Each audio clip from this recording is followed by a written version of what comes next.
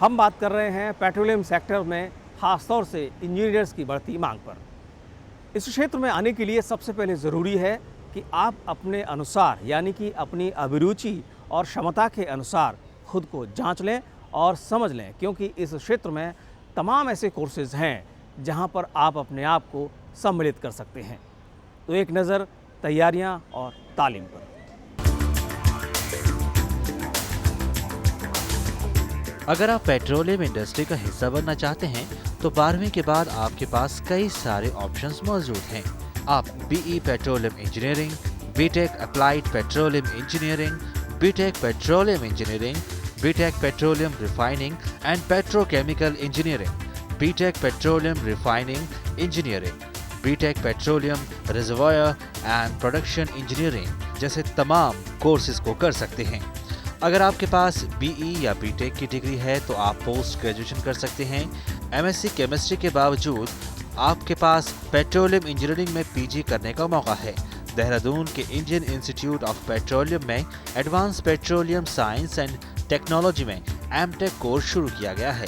इसमें भी 2 बैच हैं, MTech in chemical and MTech in mechanical.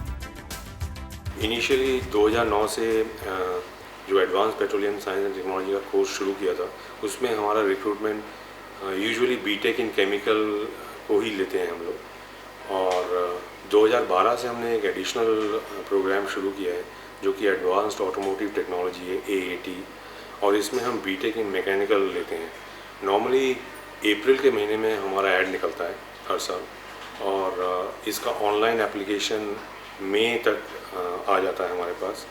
और based on BTech scores and GATE scores इसकी एक मेरिट लिस्ट बनाई जाती है, और इसका सिलेक्शन इंटरव्यू के बेसिस पे होता है जो कि जुलाई के महीने में होता है। ये 2 साल का कोर्स है जिसमें 4 सेमेस्टर हैं। पहले सेमेस्टर में बेसिक जानकारियां दी जाती हैं, दूसरे सेमेस्टर में पेट्रोलियम रिफाइनिंग टेक्नोलॉजी से जुड़ी तमाम जानकारियों जैसे catalysis, conversion process, separation process और रिन्यूएबल एनर्जी कंजर्वेशन टेक्नोलॉजी के बारे में बताया जाता है।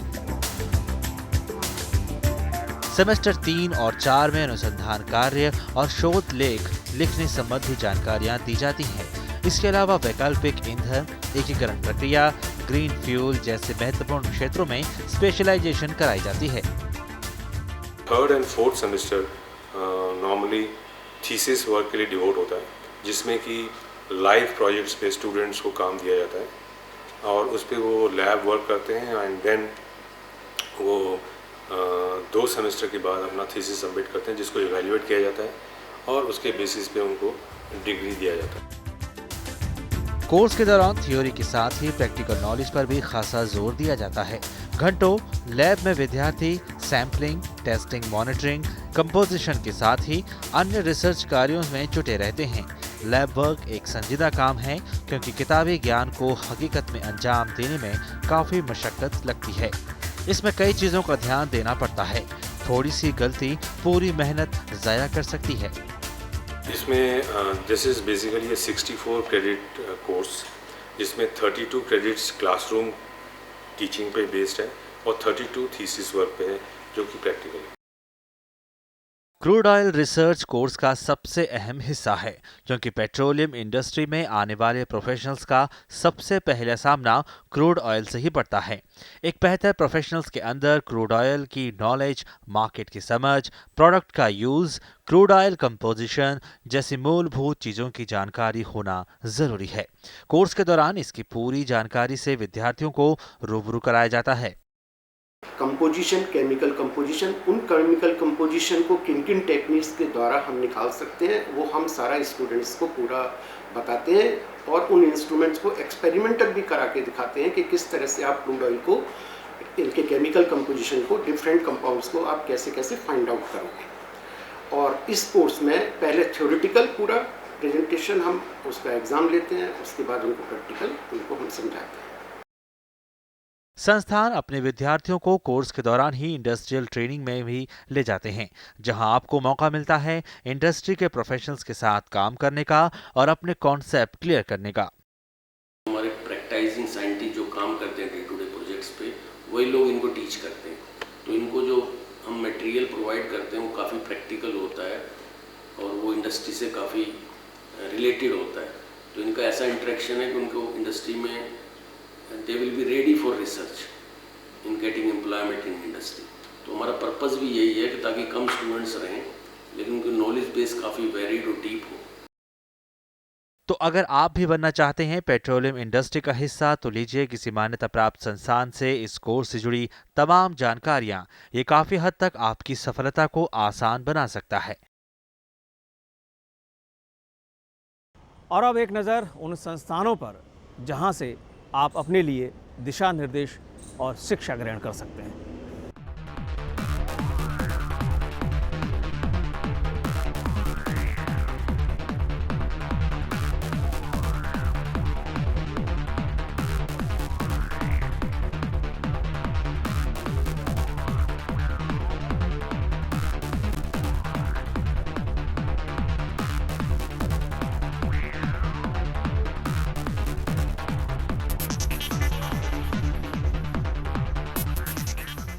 और चलते चलते एक नज़र युवाओं के नज़रिए पर।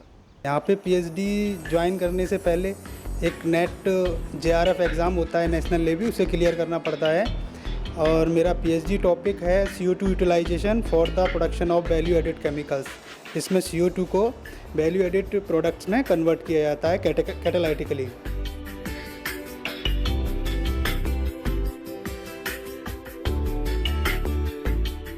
यदि हम CO2 को केमिकल में और फ्यूल में कन्वर्ट करने में सफल होते हैं तो ये बहुत बड़ा ब्रेक थ्रू होगा, क्योंकि फ्यूल आजकल सबसे बड़ा इशू है कंट्री के लिए।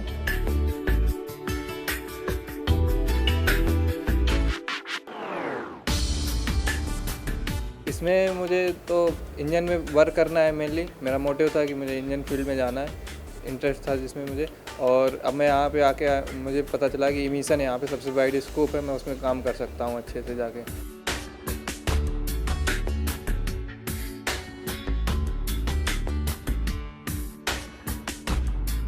दो साल का इंटीग्रेटेड एमटेक पीएचडी कोर्स में आया हूँ and this is my second year. I am working on diesel emission reductions on Euro 3 engines. The basic purpose I am here is I want to save our environment from pollutions.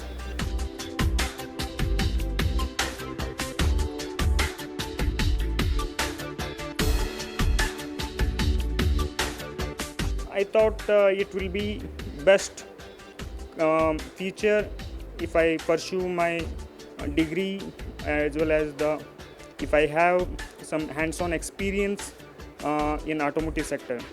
So I joined this institution. This is one of the main objective. And the second objective is I will get the degree along with the job experience.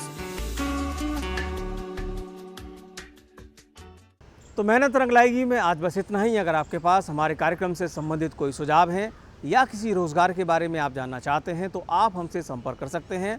हमारा पता है मेहनत रंग लाएगी, कमरा number 226, DD news, Doordarshan भवन, Copernicus मार्ग, नई दिल्ली। पिन कोड है 110001।